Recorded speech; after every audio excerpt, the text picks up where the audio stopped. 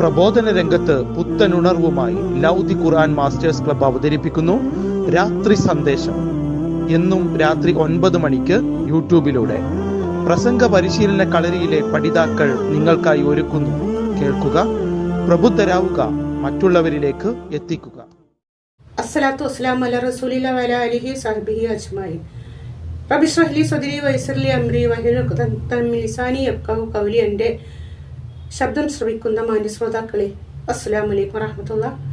ആരായിരുന്നു അബ്ദുറഹിമാൻ ഇബ്നു ഔഫ് റളിയല്ലാഹു അൻഹു? റസൂലുള്ളാഹി സ്വല്ലല്ലാഹു അലൈഹി വസല്ലമക്ക് സ്വർഗം കൊണ്ട് സന്തോഷ വാർത്ത അറിയിക്കപ്പെട്ട 10 പേരിൽ ഒരാൾ. അതേപോലെ ഇസ്ലാമിലേക്ക് കടന്നു വന്നവരിൽ 8ാമതായിട്ട് കടന്നു വന്ന ആൾ അബൂബക്കർ റളിയല്ലാഹു അൻഹുവിൻ്റെ കയ്യാൽ ഇസ്ലാം സ്വീകരിച്ചവരിൽപ്പെട്ട ഒരാൾ. അബ്സീനിയയിലേക്കും മദീനയിലേക്കും ഹിജ്റ പോയ ആൾ. അതൊന്നും മാത്രമായിരുന്നില്ല അബ്ദുറഹിമാൻ ഇബ്നു ഔഫ് റളിയല്ലാഹു അൻഹു. അദ്ദേഹം ഒരു വമ്പിച്ച പണക്കാരനും ഒരു കച്ചവട തന്ത്രജ്ഞനും ആയിരുന്നു. അദ്ദേഹം പലപ്പോഴും പറയുമായിരുന്നു, ഞാനൊരു കല്ല് നീക്കിയിട്ടാൽ അതിനടിയിൽ അല്ലാഹു തആല ഒരു വെള്ളിയുടെ കല്ല് വെക്കുമായിരുന്നു എന്ന്. അത്ര പോലും അല്ലാഹു തആല അദ്ദേഹത്തിൻ്റെ സമ്പത്തിനെ അനുഗ്രഹിച്ചിരുന്നു, കച്ചവടത്തെ അനുഗ്രഹിച്ചിരുന്നു.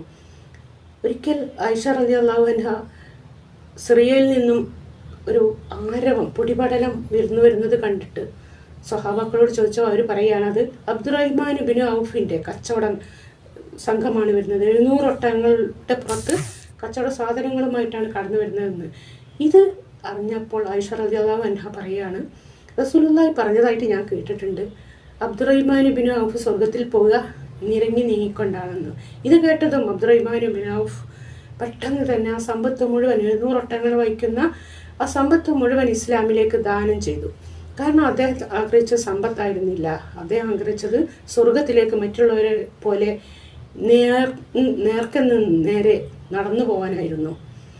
അദ്ദേഹത്തിൻ്റെ സമ്പത്ത് ഇസ്ലാമിലേക്ക് പല യുദ്ധവേളകളിലും ദാനം ചെയ്തു.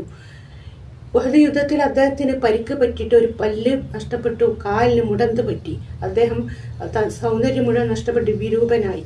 അതേപോലെ അദ്ദേഹത്തിന് ബദർ യുദ്ധത്തിൽ അദ്ദേഹത്തിൻ്റെ സമ്പത്തിൻ്റെ പകുതി ഭാഗവും അദ്ദേഹം ദാനം ചെയ്തത്. ഉസ്മാൻ ഇബ്നു അഫ്ഫാൻ റളിയല്ലാഹു അൻഹു പറയുന്നുണ്ട്, അദ്ദേഹം പോലും ആ സമ്പത്ത് സ്വീകരിച്ചു. കാരണം എന്താണ്? അബ്ദുറഹിമാൻ ഇബ്നു ഔഫിൻ്റെ സമ്പത്താണെങ്കിൽ അത് ഹലാലായ മാർഗത്തിലുണ്ടാക്കിയതാണെന്ന് ഉറപ്പാണ്. അത് നമ്മൾക്ക് അനുഗ്രഹമേ ചെയ്യൂ എന്ന് പറഞ്ഞുകൊണ്ട്. പിന്നെ ഈ അബ്ദുറഹിമാൻ ഇബ്നു അവസാന കാലങ്ങളിൽ അദ്ദേഹം ഭക്ഷണം കഴിക്കുമ്പോൾ കരയുമായിരുന്നു. കാരണം അദ്ദേഹം പറയും, റസൂൽ, എനിക്ക് മുമ്പ് മരിച്ചുപോയ റസൂലുള്ളാഹി സ്വല്ലല്ലാഹു അലൈഹി വസല്ലം, അബൂബക്കർ റളിയല്ലാഹു സ്വല്ലല്ലാഹു അലൈഹി വസല്ലം, അതേപോലെ ഉമർ ഇബ്നുൽ ഖത്താബ് റളിയല്ലാഹു അൻഹു ഒക്കെ, അബൂബക്കർ റളിയല്ലാഹു അൻഹു, ഉമർ ഇബ്നുൽ ഖത്താബ് റളിയല്ലാഹു അൻഹു ഒക്കെ ഒരു നേരത്തെ ഭക്ഷണമില്ലാതെ പട്ടിണി കിടന്ന് ജീവിച്ചവരാണ്. അവരൊക്കെ പോയ സ്വർഗത്തിലേക്ക് പോവാൻ ആണോ എനിക്ക് ധാരാളിത്തം, ഈ സമ്പത്ത് അള്ളാഹു തന്നത്? ഒരിക്കലുമായിരിക്കില്ല എന്ന് പറഞ്ഞ് അദ്ദേഹത്തിന് ഭയമായിരുന്നു, അദ്ദേഹത്തിന് പരീക്ഷണമാണോ എന്ന് വിചാരിച്ചിട്ട്. ഇത്രയും പറഞ്ഞുകൊണ്ട് അള്ളാഹു തആല ഒരുപാട് അനുഗ്രഹിച്ച അദ്ദേഹത്തിൻ്റെ കൂടെ ജന്നാത്തുൽ ഫിർദൗസിൽ നമ്മളെയും കൂടി ഒരുമിച്ച് കൂട്ടാൻ അള്ളാഹുവിനോട് പ്രാർത്ഥിച്ചുകൊണ്ട് ആഖിർ ദഅവാനാ അൽഹംദുലില്ലാഹി റബ്ബിൽ ആലമീൻ.